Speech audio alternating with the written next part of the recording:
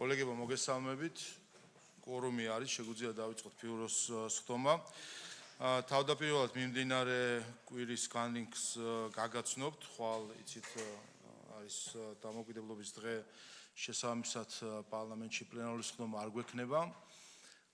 პლენარული სხდომა გვექნება 4 შაბათს და 5 შაბათს. ვინაიდან ამ სასესიო კვირაში სამშაბათი დღე არ არის პლენარული სხდომის დღე, სამუშაო დღე და ასევე წინა სასესიო კვირასაც ასე იყო. კოლეგებისგანაც იყო შემოთავაზებები და 4 შაბათს პოლიტიკური განცხადებების გავითვალისწინებ. რეგლამენტის მიხედვით 9 საათი არის ამ შემთხვევაში 30 წუთი ჯამში პოლიტიკური განცხადებებისთვის გამოყოფილი 3 წუთიანი რეგლამენტით. და ხვალ დილით შევეცდები სურვილის დამიხედვით რაღაცნაირად დაბალანსებულად თუ გადავანაწილოთ ფრაქციებს შორის განცხადებების რაოდენობა. რაც შეეხება სხვა საკითხებს, 4 შაბათს გვექნება ჩვენ ასევე ეროვნული ბანკის პრეზიდენტის ანგარიშის მოსმენა. ასევე იცით, რომ მიმდინარე კვირას არის ინტერპელაცია განათლების მინისტრის და იქნება 5 შაბათს 12 საათს დავიწყებთ ინტერპელაციით. ასევე არის დაჩქარებული კანონპროექტები, შესაბამისად 4 შაბათს გვექნება ერთი კენჭისყრა, 5 შაბათს გვექნება მეორე მესამე მოსმენები დაჩქარებული კანონპროექტების და კენჭისყრები და როგორც ჩანს დღის წესრიგიდან პარასკევს სავარაუდოდ პლენარული სხდომა არ დაგჭირდება. ასე რომ მიმდინარე კვირის განლინკი დაახლოებით ამგვარი იქნება. რაც შეეხება დღის წესრიგს, განსახილველ საკითხებში გვაქვს ლატარიების აზარტული და მომგებიანი თამაშების მოწყობის შესახებ კანონშიშლების პაკეტი მესამე მოსმენით. ადგილობრივი თვითმმართველობის კოდექსში ცვლილების პაკეტი მესამე მოსმენით, საგადასტურებო კოდექსში ცვლილება მეორე მოსმენით, ვაზისა და ღვინის შესახებ კანონში ცვლილება მეორე მოსმენით, უმაღლესი განათლების შესახებ კანონში ცვლილება მეორე მოსმენით, ასევე უმაღლესი განათლების შესახებ კანონში ცვლილება მეორე მოსმენით, ზოგადი განათლების შესახებ კანონში ცვლილება მეორე მოსმენით, მაუწყებლობის შესახებ კანონში ცვლილება პირველი მოსმენით, ასევე მაუწყებლობის შესახებ კანონში ცვლილება პირველი მოსმენით, საჯარო დაწესებულებაში შრომის ანაზღაურების შესახებ კანონში ცვლილება პირველი მოსმენით, სამოქალაქო კოდექსში ცვლილება პირველი მოსმენით, ნოტარიატის შესახებ კანონში ცვლილება პირველი მოსმენით, სისხლის სამართლის კოდექსში ცვლილება პირველი მოსმენით, საჰაერო კოდექსში ცვლილების პაკეტი პირველი მოსმენით, საზღვაო კოდექსში ცვლილება პირველი მოსმენით, სახელმწიფო შესყიდვების შესახებ კანონში ცვლილება პირველი მოსმენით, დიზაინის სამართლის შესახებ კანონში დადგენილების პროექტი დიზაინის სამართლის შესახებ ხელშეკრულების რატიფიკაციებთან დაკავშირებით.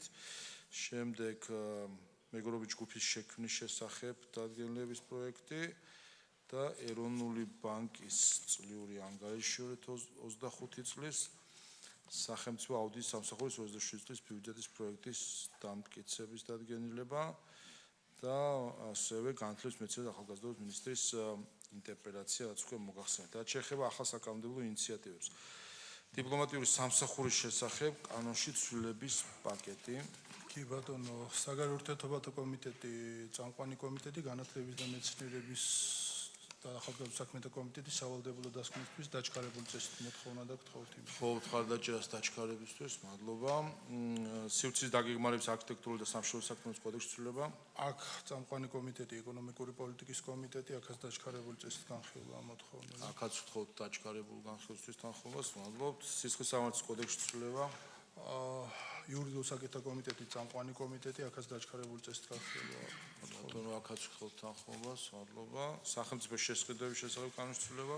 ამ კანონპროექტთან დაკავშირებით გსურს აღნიშნოთ, რომ შედის ცვლილებები, მოგეხსენებათ, რომ სახელმწიფო შესყიდვების შესახებ კანონი მოქმედებს 2027 წლის 1 იანვრამდე, რადგან მიღებულია კანონი საჯარო შესყიდვების შესახებ, რომელიც აუქმებს მიმდინარე კანონს, თუმცა წარმოდგენილი ნორმები სამოქმედება გათვალისწინებულია კანონპროექტით 2027 წლის 1 იანვრამდე, რაც გულისხმობს ჯერ აუმოქმედებელი კანონის გადავადების საჭიროებასაც. აქედან გამომდინარე, ჩვენი აზრით ეს პაკეტად უნდა იყოს წარმოდგენილი და გთხოვთ აღნიშნულის გათვალისწინებით იმსჯელოთ მის დაჩქარებულ წესით განხილვას.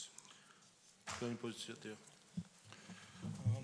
მოგესალმებით. აღნიშნული საკანონმდებლო ინიციატივა ითვალისწინებს სახელმწიფო შესყიდვების შესახებ საქართველოს კანონში დაგეგმილ ცვლილებებს, რომელიც გულისხმობს ცალკეული ნორმების შემოღებას დაუყოვნებლივ, რაც მცირე და საშუალო ბიზნესის ხელშეწყობის თვალსაზრისით იქნება მნიშვნელოვანი, კერძოდ საუბარია ქვეკონტრაქტორის ინსტიტუტის საკანონმდებლო დონეზე გამტკიცებაზე, ასევე ფასების ინდექსაციის მექანიზმის ამოქმედებაზე. ფასების ინდექსაცია გულისხმობს ხელშეკრულების ღირებულების ზრდის მკაფიო კრიტერიუმების განსაზღვრას, რაც განსაკუთრებით მნიშვნელოვანია, რომ 1 ივნისიდან ამოქმედდეს.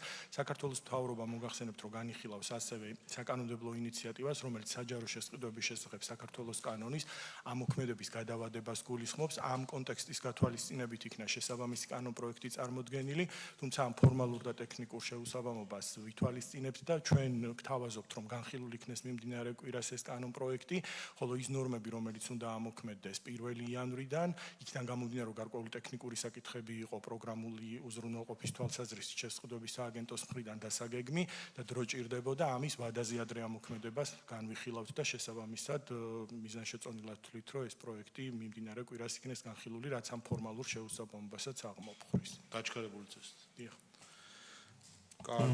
კარგით, ხოვთ თანხმობას, მადლობა.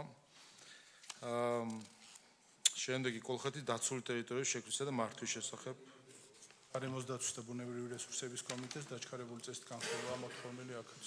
ხოვთ აქაც თანხმობას, მადლობა. ტურიზმის შესახებ კანონშესრულება.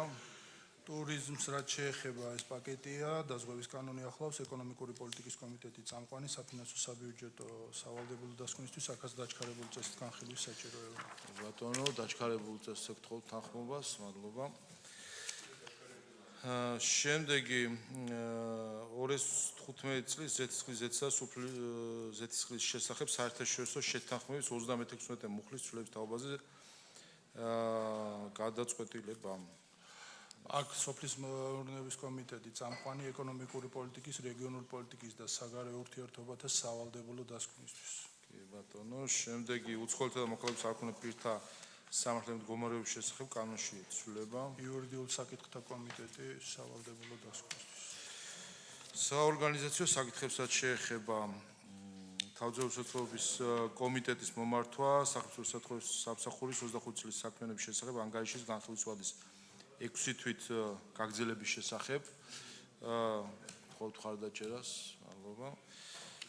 საფინანსო საბიუჯეტო კომიტეტის მომართვა ეროვნული ბანკის ანგარიშების გარე აუდიტის განსახორციელებლად მსოფლიოში 4 ყველაზე მსხვილი აუდიტორული ფირმის პარლამენტისთვის წარდგენის შესახებ. გადაეცემა საფინანსო საბიუჯეტო კომიტეტს. შემდეგი გახლავთ ასევე საფინანსო საბიუჯეტო კომიტეტის მომართვა სახელმწიფო აუდიტის სამსახურის ანგარიშგებისთვის ასევე აუდიტორული ფირმებთან დაკავშირებით, ესეც გადაეცემა საფინანსო საბიუჯეტო კომიტეტს.